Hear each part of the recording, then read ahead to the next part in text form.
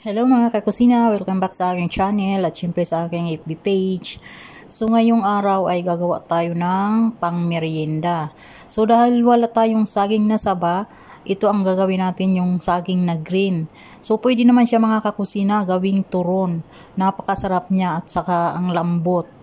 So ayan, hinati-hati ko lang siya. Yan ang in-slice ko lang siya ng kalahati.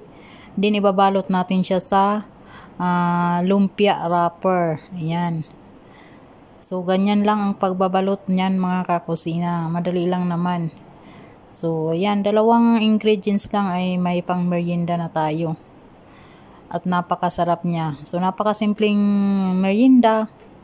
Ito ay ang saging na turon. Or saging na green.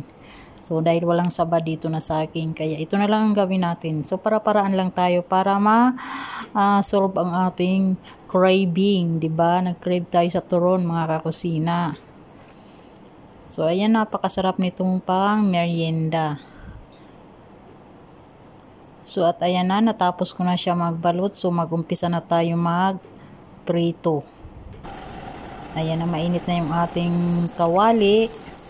So, ilagay lang natin siya isa-isa. Din balik-balik ta rin lang natin hanggang na ma-achieve natin yung kanyang kulay na golden brown. Yan, napakasarap.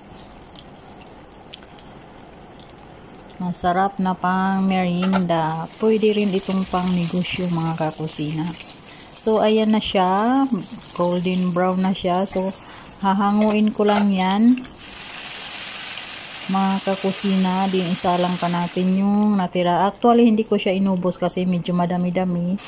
So, nilagay ko lang muna sa fridge yung iba. Saka na ako mag-prito kung gusto ko namang kumain. So, ayan, prinito ko lang yan. Tama lang sa aming pangkain. So, ayan na lang mga kakusina. Merienda tayo.